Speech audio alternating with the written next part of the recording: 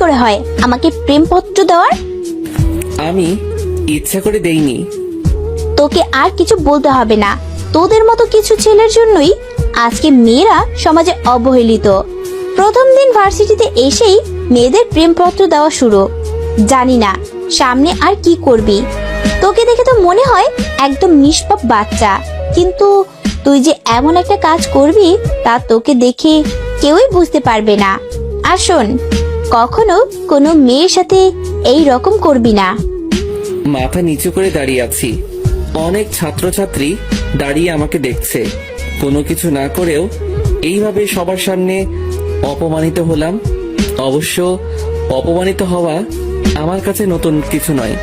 সেই ছোটবেলা থেকেই অপমানিত হয়ে আসছি। বাবা মা মারা গেছে তখন আমি অনেক ছোট। তারপর থেকেই এতিমখানায় বড় হয়েছি। এইচএসসি পর্যন্ত সেখান থেকে পড়ালেখা করেছিলাম। কিন্তু যখন আমার বয়স 18 হলো, তারপর তারা আমাকে কিছু টাকা দিয়ে বলল যে এখন থেকে আমি আর এখানে থাকতে পারবো না। সেখান থেকে চলে আসার পর বুঝেছি জীবন সংগ্রামে বেঁচে থাকাটা কত কঠিন। কলেজে ভালো রেজাল্ট করেছি বিধায় এই কলেজে অনার্সে চান্স পেয়েছি। আমি পারভেজ, আর এই দুনিয়ায় আমি শুধু একা, কেউ নেই আমার। কলেজে গেট দিয়ে ঢুকে সামনে যাইতেছি, তখনই কেউ একজন ডাক দিল। সামনে যাওয়ার পর বলল, কলেজে নতুন নাকি? জি ভাইয়া নতুন। নাম কি? পারভেজ। তোমাকে দেখে তো ভদ্র মনে হয়, কিন্তু তুমি এই বিয়াদবিটা কি করে করলা? আমি কি করেছি ভাইয়া? আমরা তোমার সিনিয়র, আর তুমি আমাদের সালাম না দিয়ে চলে যাচ্ছিলে কেন? দুঃখিত ভাইয়া, আমি খেয়াল করিনি। এখন থেকে দিবে। ঠিক আছে, এবারের মতো মাফ করে দিলাম। এই খামটা নাও। আর ওই যে দেখতেছো যে একটা মেয়ে দাঁড়িয়ে কথা বলছে, ও আমার ফ্রেন্ড। তুমি ক্লাসে যাওয়ার সময় ওই মেয়েটাকে এই খামটা দিবা। এটা খুবই গুরুত্বপূর্ণ একটা কাগজ। আচ্ছা ভাইয়া, দিব। তারপর মেয়েটাকে খাম দেওয়ার পর কি হলো তা তো আপনারা জানেনই। ক্লাসে চলে আসলাম। কিছুক্ষণ পর দেখলাম ওই ছেলেগুলো আর ওই মেয়েটাও ক্লাসে আসছে। তার মানে ছেলেগুলো আমার সিনিয়র নয়। স্যার এসে সবার সাথে পরিচয় পর্ব সেরে নিলেন। প্রথম দিন ছিল বলে আজকে তেমন আর ক্লাস হয়নি। কলেজ থেকে বের হব তখনই দেখলাম ওই ছেলেগুলো আড্ডা দিচ্ছে আর বলতে লাগলো, সাকিব, তুই তো ছেলেটাকে ভালোই বোকা বানালি। ছেলেটাকে দিয়ে অনেক মজা পেয়েছি। তাজা বলেছিস, ছেলেটা কিন্তু ভীষণ বোকা। কালকে আবার নতুন কিছু দিতে হবে, ওকে?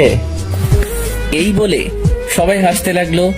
কলেজ থেকে বের হয়ে আসলাম আর ভাবতে থাকলাম এদের থেকে যতই দূরে থাকবো ততই ভালো। যাই হোক, এক রুমের বাসা ভাড়া করেছিলাম আর এতিমখানা থেকে একটা হোটেলে চাকরির ব্যবস্থা করে দিয়েছিল। 3টা থেকে রাত 9টা পর্যন্ত ডিউটি। বাসায় গিয়ে কিছু খেয়ে ঘুমিয়ে পড়লাম। ঘুম থেকে উঠতে একটু দেরি হয়ে গেছিল, তাই হোটেলে ঠিক টাইমে পৌঁছাতে পারি নাই। হোটেলে পৌঁছানোর পর ম্যানেজার বলল, এই জন্যই তোমাদের মতো ভার্সিটি পড়ুয়া ছেলেদের কাজ দিতে নেই। প্রথম দিনেই দেরি। সরি স্যার, আর হবে না। যাও কাজ করো। রাত 9টার সময় কাজ শেষ হলো। বাসায় আসতে আসতে 10টা বেজে গেল। রাতের খাবার হোটেলেই খাই। বাসায় এসে পড়তে বসলাম। পড়া শেষ করে ঘুমাতে গেলাম। সকালে ঘুম থেকে উঠে ফ্রেশ হয়ে কিছুক্ষণ পড়লাম। তারপর কলেজে গেলাম। কলেজে যাওয়ার পর আবার সেই ছেলেটা সাকিব ডাক দিল। তোকে না বলেছিলাম আমাদের সালাম দিতে? সালাম কেন দিব? আমরা তো একসাথেই পড়ি। তোরে তো। তখনই একজন স্যার চলে আসলো।